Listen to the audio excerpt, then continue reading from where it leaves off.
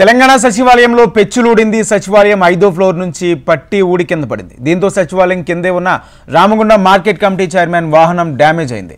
ప్రస్తుతం పట్టి కొంత భాగమే కూలినా మొత్తం కూలే అవకాశం ఉంది. పట్టి కూలిన సమయంలో అక్కడ ఎవరూ లేకపోవడంతో ప్రమాదం తప్పింది.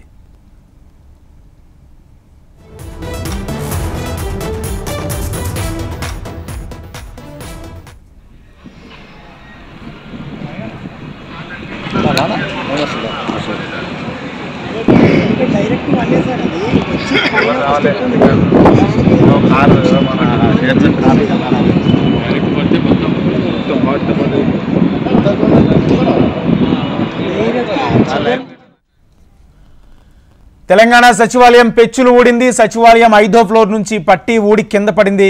దీంతో సచివాలయం కిందే ఉన్న రామగుండం మార్కెట్ కమిటీ చైర్మన్ వాహనం డ్యామేజ్ అయింది. ప్రస్తుతం పట్టి కొంత భాగమే కూలినా మొత్తం కూలే అవకాశం ఉంది. పట్టి కూలిన సమయంలో అక్కడ ఎవరూ లేకపోవడంతో ప్రమాదం తప్పింది. ఇదే అంశానికి సంబంధించి పూర్తి సమాచారం మా ప్రతినిధి అశోక్ అందిస్తారు. అశోక్, రాజేంద్ర సాయంత్రం 7 ప్రాంతంలో ఈ ఘటన చోటు చేసుకుంది. సచివాలయంలో ఉన్నటువంటి 5వ ఫ్లోర్ ఉన్నటువంటి పెచ్చులు ఊడి కింద పడడంతో కింద ఉన్నటువంటి కార్లపై పడింది. ఇందులో ప్రధానంగా రామగుండం చెందినటువంటి మార్కెట్ కూడా డ్యామేజ్ అయింది. ఆ ప్రాంతంలో ఎవరూ లేకపోవడంతో ప్రమాదం తప్పిందని చెప్పుకోవచ్చు. ఎందుకంటే పెచ్చు స్థాయిలో ఉండడంతో ఆ కారు మాత్రమే డ్యామేజ్ అయింది. ఆ ప్రాంతంలో ఎవరైనా ఉంటుంటే ప్రమాదం జరిగింది. ప్రస్తుతం సచివాలయానికి సంబంధించినటువంటి భద్రత అలాగే ఇంజనీరింగ్ అధికారులు కూడా చేస్తున్నారు. ఏదైతే పెచ్చు ఉన్నటువంటి ఊడిపోయేటువంటి ప్రమాదం దీనిపై కూడా ప్రస్తుతం చర్యలు చేపట్టే అవకాశం ఎదురైనప్పుడు కూడా కొత్తగా పెట్టినటువంటి సచివాలయానికి ఆరోపణలు వచ్చి ప్రస్తుతం ఏదో నుంచి అది కాన్సెప్ట్ డ్యామేజ్ ఇవ్వడంతో అయితే అవసరం ఇంజనీరింగ్ అధికారులైతే ప్రస్తుతం రైట్. Thank you Ashok.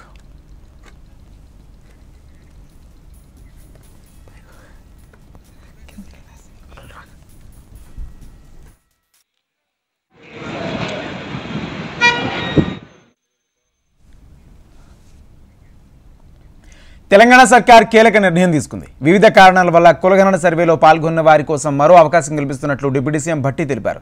ఈ నెల 16 నుంచి 28 వరకు సర్వే సిబ్బందికి వివరాలు అందజేయాలని సూచించారు. దీన్ని లోతుగా ఆలోచన చేసి రాష్ట్ర ప్రభుత్వం పరిశీలన చేసి ఆ మిగిలిపోయినటువంటి 3.1% ఏ హౌస్ హోల్డ్స్ ఎన్యూమరేషన్లోకి రాకుండా ఉన్నటువంటి వాళ్ళు ఈరోజు మేము ఇస్తామని ముందుకు వస్తూ ఉన్నారు. కాబట్టి వారి కోసం రాష్ట్ర ప్రభుత్వం మరొక్కసారి ఎన్యూమరేషన్ చేపించుకోవడానికి ఈ లెఫ్ట్ ఓవర్ ఫ్యామిలీస్కి ఫిబ్రవరి 16వ తారీఖు నుంచి 28వ తారీఖు వరకు ఒక అవకాశం ఇవ్వాలని చెప్పి నిర్ణయం చేసింది. ఇలా లెఫ్ట్ ఓవర్ మిగిలిపోయినటువంటి వాళ్ళ టోల్ ఫ్రీ నెంబర్ కూడా రాష్ట్ర ప్రభుత్వం నుంచి అనౌన్స్ చేస్తూ ఉన్నాం. మండల వారిగా డివిజన్ వారిగా గతంలో ఏ రకంగా అయితే ఎన్యూమరేషన్ చేశామో ఆ మండలాల్లో ఆ మండల్ డెవలప్మెంట్ అధికారి దగ్గర ప్రజాపాలన సందర్భంగా ఏర్పాటు చేసిన వ్యవస్థలో అక్కడ తిరిగి ఆ మిగిలిపోయినటువంటి వాళ్ళు ఎవరైనా వస్తే వచ్చి అక్కడ అప్లికేషన్స్ ఇవ్వచ్చు. 42% ఓబీసీ రిజర్వేషన్లకు కాంగ్రెస్ ప్రభుత్వం కట్టుబడి ఉందని భట్టి స్పష్టం చేశారు. మార్చి మొదటి వారంలో కేబినెట్ తీర్మానం చేసి శాసనసభలో బిల్లు ప్రవేశపెడతామన్నారు. అసెంబ్లీలో ఆమోదం పొందిన తర్వాత కులగణన బిల్లును కేంద్ర ప్రభుత్వానికి పంపుతామని, ఎన్డీఏ సర్కార్పై ఒత్తిడి తెచ్చి పార్లమెంట్లోనూ బిల్లు ఆమోదం పొందేలా కృషి చేస్తామన్నారు Bhatti. Political education employment 42% reservation ఇవ్వటం కోసం మార్చి మొదటి వారంలో కేబినెట్లో తీర్మానం చేసి శాసనసభలో బిల్లు పెట్టి బిల్లుని పాస్ చేసి కొన్ని దశాబ్దాలుగా ఈ రాష్ట్రంలో ఎదురు చూస్తున్నటువంటి బలహీన వర్గాలకి చట్టరూపంగా ఒక చట్టబద్ధతను కల్పించడం కోసం నిర్ణయం తీసుకోవటం జరిగిందని ఈ సందర్భంగా మీ అందరికీ తెలియజేస్తా ఉన్నాం. ఇక్కడ బిల్లు పాస్ చేయటమే కాకుండా ఈ పాస్ చేసినటువంటి బిల్లుని కేంద్ర ప్రభుత్వానికి పంపిస్తాం. పార్లమెంట్లో కూడా బిల్లుకు సంబంధించి కేంద్ర ప్రభుత్వం మీద ఒత్తిడి తీసుకొని వచ్చి బిల్లుని పార్లమెంట్లో కూడా ప్రవేశపెట్టి దీని మీద ఆమోదం పొందడం కోసం మేము చేయాల్సిన ప్రయత్నం అంతా చేస్తాం. కులాల్లోని అసమానతల రూపం ఆపేందుకే వర్గీకరణ అని ఆరోగ్య శాఖ మంత్రి దామోదర్ రాజనరసింహ అన్నారు. వర్గీకరణ అనేది ఏ కులానికో వర్గానికో వ్యతిరేకం కాదన్నారు. ఇదే విషయాన్ని ప్రజలకు వివరించాలన్నారు. ప్రతి గడపకు వర్గీకరణ ఫలాలను తీసుకువెళ్లే బాధ్యతను ఎమ్మెల్యేలు తీసుకోవాలని మంత్రి సూచించారు. హైదరాబాద్లోని మినిస్టర్ క్వార్టర్స్లో మంత్రి దామోదర్ రాజనరసింహతో ఎమ్మెల్యేలు కడియం శ్రీహరి, లక్ష్మీకాంతరావు, అడ్లూరు లక్ష్మణ్, మందుల సామిల్, వేముల వీరేశం భేటీ అయ్యారు.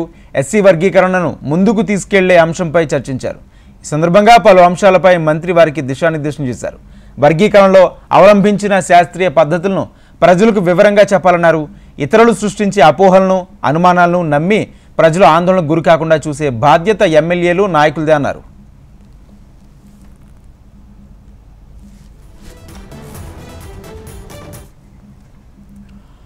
వర్గీకరణకు కాంగ్రెస్ పార్టీ మొదటి నుంచి మద్దతుగా నిలిచిందని మంత్రి దామోదర్ గుర్తు చేశారు. 2005లో అసెంబ్లీలో వర్గీకరణకు అనుకూలంగా వైఎస్ఆర్ తీర్మానం చేశారని, ఆ తీర్మానం ఆధారంగా 2006లో నాటి యూపీఏ ప్రభుత్వం justice Usha Mehra commission వేసిందన్నారు.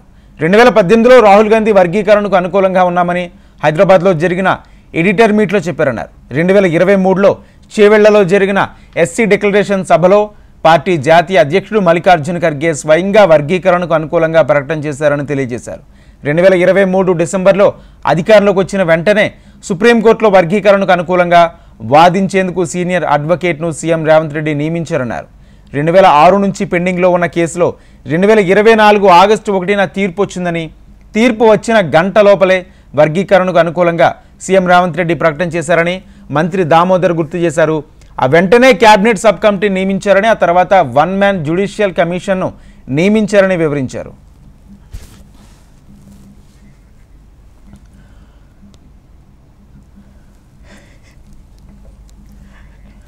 Supreme court తీర్పుకు అనుగుణంగా జనాభా, విద్య, ఉద్యోగ, ఉపాధి, ఆర్థిక, సామాజిక స్థితిగతులను కమిషన్ అధ్యయనం చేసిందని మంత్రి దామోదర్ తెలిపారు.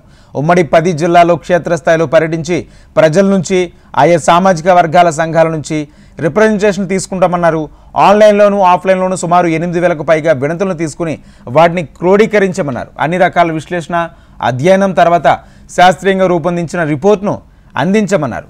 కమిషన్ రిపోర్ట్ ఇచ్చిన మరునాడే అసెంబ్లీలో సీఎం రేవంత్ రెడ్డి వర్గీకరణకు అనుకూలంగా తీర్మానం చేశారని మంత్రి గుర్తు చేశారు. కోర్టు తీర్పు వచ్చిన 6 నెలల్లోనే ఈ ప్రక్రియను పూర్తి చేశామన్నారు. ఇది కాంగ్రెస్ కమిట్మెంట్ అని, సీఎం రేవంత్ రెడ్డికి మాదిగల పట్ల ఉన్న చిత్తశుద్ధికి నిదర్శనమని, ఇదే విషయాన్ని ప్రజలకు చెప్పాలని ఎమ్మెల్యేలకు దిశానిర్దేశం చేశారు మంత్రి. Welcome back. ఎన్నికల ముందు ప్రకటించిన హామీలను నెరవేర్చాలని ప్రభుత్వాన్ని డిమాండ్ చేశారు ఎమ్మెల్సీ కవిత. ఇచ్చిన మాట తప్పడంలో కాంగ్రెస్ ముందు వరుసలో ఉంటుందని విమర్శించారు. జాగృతి మహిళా విభాగం కార్యకర్తలతో తన నివాసంలో సమావేశమైన కవిత మార్చి 8న నిర్వహించే మహిళా భేరీ పోస్టర్ ఆవిష్కరించారు. ఆ రోజున పెద్ద ఎత్తున నిరసన కార్యక్రమాలు చేపట్టాలని పిలుపునిచ్చారు.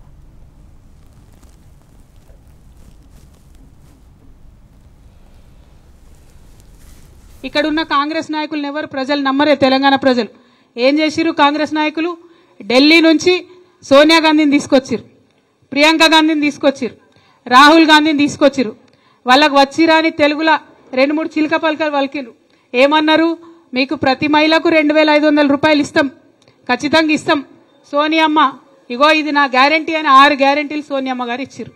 రేవంత్ రెడ్డి గారు ముఖం చూసి కాదు, సోనియా గాంధీ గారు ముఖం చూసి, రాహుల్ గాంధీ గారు ముఖం చూసి, ప్రియాంక గాంధీ గారి మొహం చూసి కొంత ఆడబిడ్డలు సరే ఇస్తా అంటాడు కదా.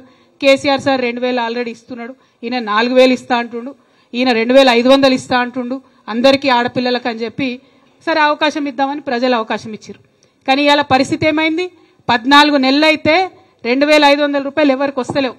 అంటే ఎంత బాకీ పడ్డాడు రేవంత్ రెడ్డి గారు? మనకు 35,000 పైసలకు బాకీ పడ్డాడు. అంతేనా? ఒక్కొక్క ఆడబిడ్డకు ఇవాళ డిమాండ్ చేస్తా ఉన్నాం, మా ఆడబిడ్డలందరికీ కూడా 35,000 రూపాయలు మీరు అకౌంట్లో వేయండి, నెల నెలకు 2,500 రూపాయలు ఇవ్వండి అని నేను డిమాండ్ చేస్తూ ఉన్నాం. ఇవాళ తెలంగాణ వ్యాప్తంగా 33 జిల్లాల నుంచి ఇక్కడికి మా ఆడబిడ్డలు వచ్చారు. శాంపుల్ మాత్రమే ఇది. మార్చి 8 నాడు సినిమా అసలు ఉంటుంది. ఆ రోజు మహిళా శంకారావం మనం చేయబోతా ఉన్నాం. కాంగ్రెస్ పార్టీపై సిపిఐ రాష్ట్ర కార్యదర్శి ఎమ్మెల్యే కోనంనేని సాంబశివరావు సంచలన వ్యాఖ్యలు చేశారు. చేసిన పనులు చెప్పుకోవడంలో కాంగ్రెస్ ప్రభుత్వం విఫలమవుతుందని తీవ్రస్థాయిలో మండిపడ్డారు. సిపిఎం మద్దతుతో గెలిచామన్న విషయాన్ని మర్చిపోవద్దని చురకలంటించారు. ప్రజాప్రతినిధులు ప్రజలకు అందుబాటులో ఉండడం లేదన్నారు. కాంగ్రెస్ పార్టీ తీరు మార్చుకోవాలన్నారు. దేశవ్యాప్తంగా జరుగుతున్న పరిణామాలను చూస్తూ కూడా కమ్యూనిస్టులను కలుపుకోకపోవడం లేదని ఆగ్రహం వ్యక్తం చేశారు. స్థానిక ఎన్నికల్లో కాంగ్రెస్ కలిసి వస్తే పోటీ చేస్తాం, లేకపోతే బలంగా ఉన్న చోట పోటీ చేస్తామన్నారు. చిలుకూరు మా బాలాజీ గుడిలో రంగరాజన్ గారు ప్రీస్ట్ పూజారి గారు ఆయన మీద దాడి చేసింది ఎవరు? రామరాజ్యం పేరుతో దాడి చేశారు. ఎవరు అసలు రామరాజ్యం పేరుతో దాడి చేసిన వాళ్ళకి ప్రేరణ ఎక్కడి నుంచి వచ్చింది? ఇప్పుడు మీరు ఖండిస్తే కాదు, ఖండిస్తే వీళ్ళు మంత్రులు కొంతమంది ఖండిస్తున్నారు, అది కాదు కదా. ఇలా మీరంతా ఎక్కడ చేశారంటే కలబుర్గిని చంపారు, పన్సారేని చంపారు, గౌరీ లంకేశ్వరం చంపారు మతం పేరుతోనే. ఆ ప్రేరణతో వీళ్ళు ఇక్కడ ఈ కొంతమంది ఈ సోకాల్ రామరాజ్యం పేరుతో కొంతమంది తయారయ్యారు. ప్రేరణ అది. వాళ్ళపైన చర్యలు చట్టం ఎక్కడుంది? విశ్వ హిందూ పరిషత్ ఏం చేసింది? విశ్వ హిందూ పరిషత్తు అనేక మందిని ఓసుకోత కోసారు కదా, వాళ్ళపైన ఏమున్నాయి?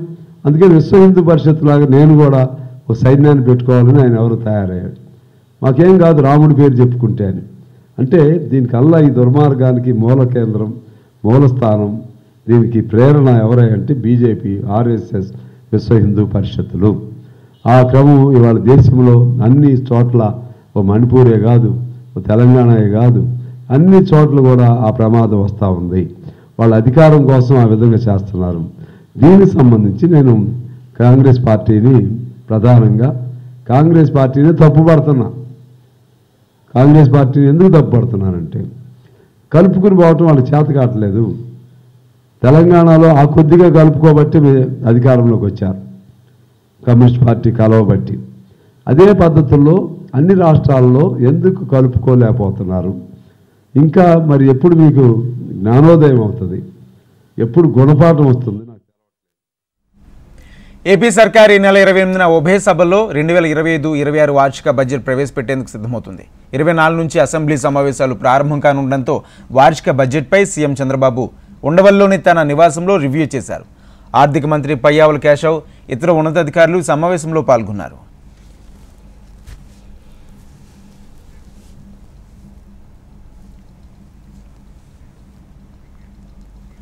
భవిష్యత్తులో ప్రపంచాన్ని శాసించేది ఏఐ అన్నారు ఏపీ సీఎం చంద్రబాబు. వైద్య రంగంలోనూ ఆర్టిఫిషియల్ ఇంటెలిజెన్స్ ముఖ్య పాత్ర పోషిస్తుందన్నారు. నాడు ఐటీకి ఎక్కువ ప్రాధాన్యత ఉంటే ఇప్పుడు ఆర్టిఫిషియల్ ఇంటెలిజెన్స్కు ఎక్కువ డిమాండ్ ఉందని, ప్రతి ఒక్క వ్యక్తి ఆర్టిఫిషియల్ ఇంటెలిజెన్స్ను ఉపయోగించుకోవాలని చంద్రబాబు పిలుపునిచ్చారు. 95 నేను మాట్లాడింది ఐటీ మాట్లాడారు. ఈరోజు నేను మాట్లాడేది ఏఐ మాట్లాడుతున్నా, ఆర్టిఫిషియల్ ఇంటెలిజెన్స్ మాట్లాడుతున్నా. ప్రతి ఒక్క వ్యక్తి ఏఐ ఉపయోగించుకోవాలి, లేకపోతే ఏఐ ద్వారా యూస్ కేసెస్ తయారు చేసే సామర్థ్యాన్ని పెంచుకోవాలి. ఇదేం పెద్ద బ్రహ్మ విద్య ఏం కాదు. మన పిల్లలందరూ బాగా తయారయ్యారు. ప్రపంచాన్ని శాసించబోయేది భవిష్యత్తులో ఏఐ శాసిస్తుంది. ఆ విషయం కూడా మీరు గుర్తుపెట్టుకోవాల్సిన అవసరం ఉంది. ఈరోజు మీరు ఒకసారి చూస్తే ఇక్కడ ఉండే హాస్పిటల్లో కూడా ఒక 20కి పైగా అతి కీలకమైన వైద్య సేవలు అందిస్తున్నారు. నేను అందుకే డాక్టర్స్ అందరూ మీరు ఇక్కడ ఉన్నారు. డేటా అనేది నెట్వర్క్ హాస్పిటల్స్ కాబట్టి దేశం మొత్తం అనేకమైన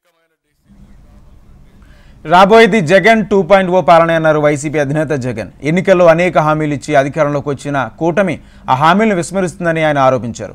రాష్ట్రంలో అన్ని వ్యవస్థలు నిర్వీర్యం అవుతున్నాయని, చంద్రబాబు మోసాలను ప్రజలు కూడా గ్రహించారని జగన్ అన్నారు. రాబోయే జగన్ 2.0 పాలనలో పార్టీ కోసం కష్టపడ్డ ప్రతి కార్యకర్తకు పెద్దన్నగా అండగా ఉంటామని హామీ ఇచ్చారు ఆయన. సూపర్ 6 గాలికి ఎగిరిపోయింది, సూపర్ 7 గాలికి ఎగిరిపోయింది. ఎన్నికలప్పుడు చెప్పిన మేనిఫెస్టో చెత్తబుట్టలోకి వెళ్ళిపోయింది. ప్రజలకు ఇచ్చిన మాటలు మోసాలుగా తేలిపోయాయి. మరోవైపున వ్యవస్థలన్నీ కూడా, ఇప్పుడు నేను చెప్పిన వ్యవస్థలన్నీ కూడా విద్య, వైద్యం, వ్యవసాయం, గవర్నెన్స్, అన్ని వ్యవస్థలు కూడా తిరోగమనంలో కనిపిస్తూ ఉన్నాయి. మనకి ఇంతకుముందు 50% ఓట్ షేర్ వచ్చింది. ఈ ఎన్నికలు అయిపోయేసరికి మన ఓట్ షేర్ 40%. ఒక 10% ఓట్ షేర్ మనకు రావాల్సింది రాకుండా పోయింది. కారణం ఆ రోజు కేవలం మీ జగన్ అబద్ధాలు చెప్పలేకపోయాడు, అదొక్కటే కారణం. కానీ నేను చెప్తా ఉన్నా, మీ జగన్ అబద్ధాలు చెప్పలేకపోయాడు కాబట్టి అధికారానికి మనం దూరం అయ్యాం. కానీ అధికారానికి దూరం అయినా కూడా మీ జగన్ మీ గుండెల్లోనూ మీ మనసుల్లోనూ లీడర్ అంటే ఇలా ఉండాలి అని చెప్పి మాత్రం ముద్ర వేయగలిగాడు.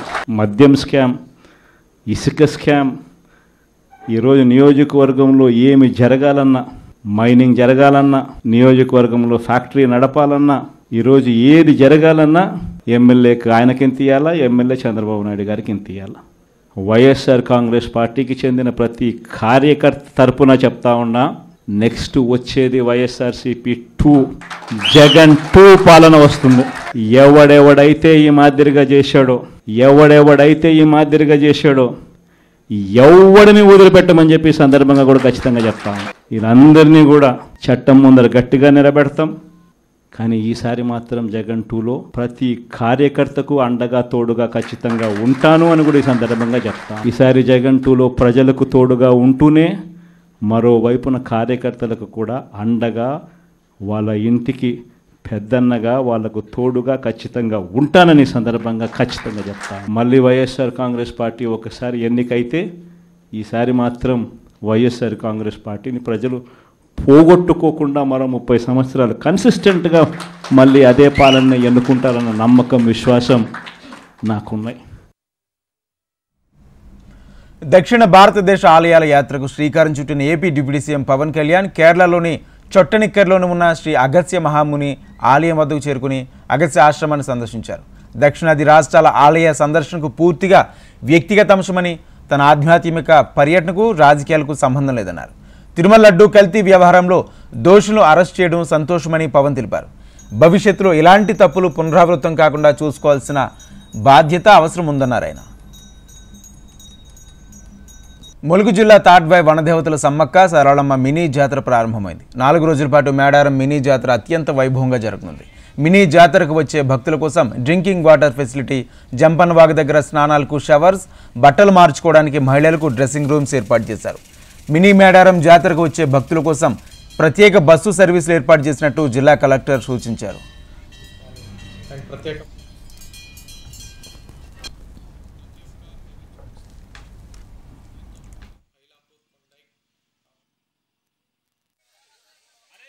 ఇప్పటి నుంచి మనకి మినీ మేడారం జాతర అనేది స్టార్ట్ అవుతుంది. దీనికోసం మనము ప్రత్యేక ఏర్పాట్లని చేయడం జరిగింది. మన శానిటేషన్ గురించి కానీ, మన మెడికల్ క్యాంప్స్ గురించి కానీ, చంపనవాగు దగ్గర షవర్స్, ట్యాప్స్ కానీ, స్నానఘట్టాలు అండ్ డ్రెస్ చేంజింగ్ రూమ్స్ కానీ, అండ్ ప్రత్యేక పోలీస్ సిబ్బందితో క్యూ మేనేజ్మెంట్కి కానీ ప్రతి ఒక్క అరేంజ్మెంట్స్ని మనము చేయడం జరిగింది. దీంతో పాటు ఐలాపూర్, కొండై కాడ కూడా ఏదైతే చిన్న చిన్న జాతరలు జరుగుతుందో అక్కడికి కూడా మేము అన్ని ఏర్పాట్లని చేయడం జరిగింది. ఈ జాతరకి రావడానికి, భక్తులకి ఉపయోగం అవ్వడానికి టీఎస్ఆర్టీసీ నుంచి కూడా మనము ప్రత్యేక బస్సు సేవలని కూడా నడుపుతున్నాము.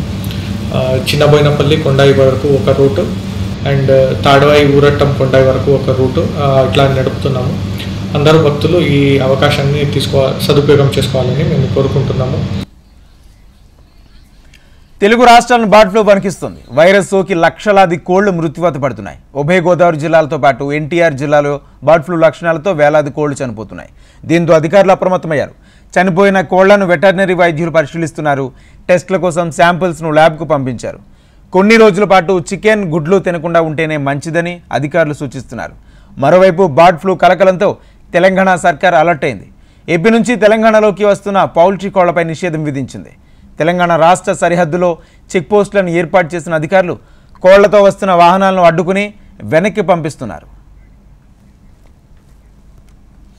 ఉచిత పథకాలపై సుప్రీంకోర్టు ఆగ్రహం వ్యక్తం చేసింది. ఎన్నికలకు ముందు ఉచితాల ప్రకటనను తప్పుపట్టింది. ఉచిత పథకాలతో ప్రజలు పని చేయడానికి ఇష్టపడడం లేదంటూ కీలక వ్యాఖ్యలు చేసింది సుప్రీంకోర్టు. ఏ పని చేయకుండా ఆహారం, డబ్బు సంపాదిస్తున్నారని, లబ్ధిదారులను పార్టీలు, ప్రభుత్వాలు పరాన్నజీవులుగా మారుస్తున్నాయని సీరియస్ అయింది. ఫ్రాన్స్లోని మార్షేస్లో భారత నూతన కాన్సులేట్ను ప్రధాని మోడీ, ఫ్రాన్స్ అధ్యక్షుడు మ్యాక్రాన్ సంయుక్తంగా ప్రారంభించారు. అంతకుముందు మ్యాక్రాన్తో కలిసి భారత అమరవీరులకు మోడీ నివాళులర్పించారు. మొదటి ప్రపంచ యుద్ధంలో ప్రాణాలు కోల్పోయిన భారత సైనికుల త్యాగాలను గుర్తుగా గతంలో ఆ దేశ ప్రభుత్వం మార్చెల్ ప్రాంతంలో యుద్ధ స్మారకం నిర్మించింది.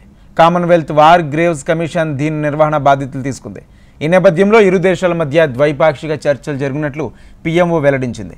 ద్వైపాక్షిక సంబంధాలు, అంతర్జాతీయ ప్రాంతీయ సమస్యలపై చర్చలు జరిపినట్లు పేర్కొంది.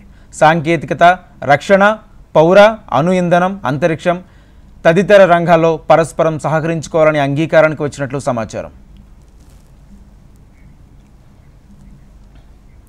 దేశీయ స్టాక్ మార్కెట్లో నష్టాల పరంపర కొనసాగుతుంది. వరుసగా 6వ రోజు సూచీలు పతనమయ్యాయి. సెన్సెక్స్ చివరికి 122.52 పాయింట్లు నష్టంతో 76,171.08 వద్ద ముగియగా నిఫ్టీ 27.80 పాయింట్ల నష్టంతో 23,044 వద్ద స్థిరపడింది. సెన్సెక్స్ 30 సూచీలో Mahindra and Mahindra, ITC, IndusInd bank, power grid corporation, Reliance షేర్లు ప్రధానంగా నష్టపోయాయి. Bajaj Finserv, Tata steel, LNT, Kotak Mahindra bank, UltraTech cement షేర్లు లాభపడ్డాయి. రిలయన్స్, మహీంద్రా అండ్ మహీంద్రా, ఐటీసీ షేర్లు సూచీలుగా ఒత్తిడి పెంచగా HDFC, LNT, Kotak Mahindra bank షేర్ల సూచీలను దన్నుగా నిలిచాయి. ప్రతిష్టాత్మక ఛాంపియన్స్ ట్రోఫీకి ముందు భారత్కు గట్టి ఎదురుదెబ్బ తగిలింది. ట్రోఫీకి భారత్ స్టార్ పేసర్ బుమ్రా దూరమయ్యాడు. వెన్ను నొప్పితో బాధపడుతున్న బుమ్రా పూర్తిగా కోలుకోలేకపోయాడు. దీంతో బుమ్రా స్థానంలో యువ పేసర్ హర్షిత్ రాణాకు అవకాశం కల్పించారు. ఇదిలా ఉంటే ఓపెనర్ యశస్వి జైస్వాల్ను తప్పించి మిస్టర్ స్పిన్నర్ వరుణ్ చక్రవర్తిని ఎంపిక చేశారు. బుమ్రాకు బదులు హైదరాబాదీ మహమ్మద్ సిరాజ్ను ఎంపిక చేస్తారనుకున్న సెలెక్టర్ల నుంచి అతనికి నిరాశ ఎదురైంది. జైస్వాల్, దూబేతో పాటు సిరాజ్ నాన్ ట్రావెలింగ్ రిజర్వ్ ప్లేయర్గా ఎంపికయ్యారు.